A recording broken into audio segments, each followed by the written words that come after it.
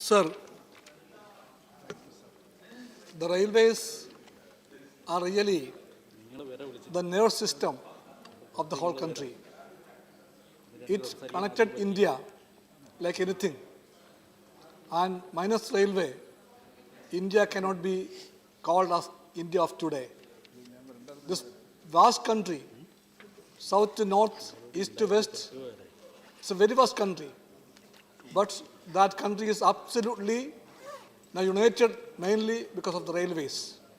Sir, in 1845, just after the railways were started, Karl Marx wrote about Indian railways. Because the railways were brought by the British, not for India's progress. They wanted their commodities to be transported easily at lesser cost. That's why they began the railways. Knowing about this railways introduction, Marx wrote that while starting the railways in India, the Britishers are becoming the unconscious tool in the hands of history. Sir, why unconscious tool? Because that tool helped Indians to travel all along, to know each other and to communicate each other. And the idea of freedom, the idea of the struggle, it was also transferred from place to place. In that way, it became the unconscious tool in the hands of history.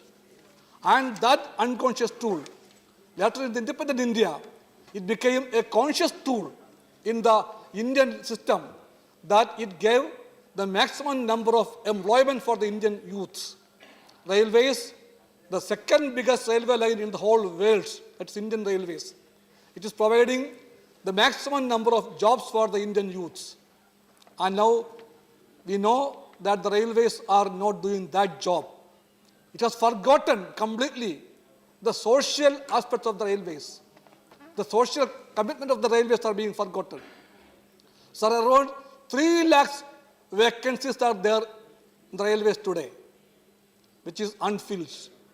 So a government which came to power with the promise of 2 crores of employment per year, is seeing that the railways are not giving a single employment to any youth in a year. That's why the 3 lakhs vacancies are kept as unfilled.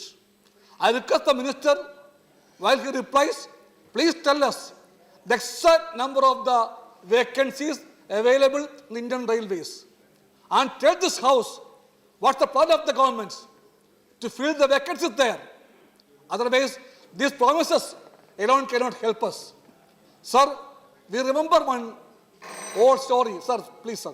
Sir, in the Bible there is a saying, a big crowd in their frenzy shouted to crucify the Christ. Crucify the Christ and to let free Barabbas. In Bible, you can read that part. Now the government is shouting, crucify the public sector, crucify it, kill it, stone it, and then to draw the red carpet for the private sector. In railways, the BJP government, the government always talk about Swadeshi mantra. That government is now trying to sell all the PSUs to the private sectors. Sir, we can see railways are a target for them. Railways are for sale. And now rail lines are for the private sector. Trains are for the private sector. And certain trains are only for them. And that means in some of the trains, the common man are not allowed even to enter because they can't afford it. I request the BJP government to clarify for whom you stand. You stand for the Indians.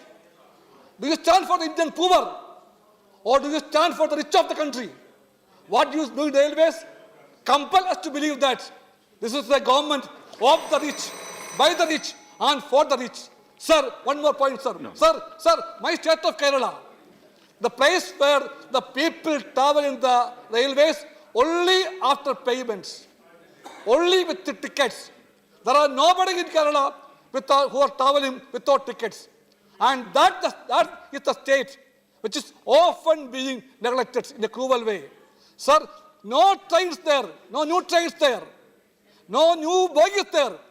I request the government to send somebody from the railway department to come and travel in the rail bogies of the Kerala state. Nobody can travel there.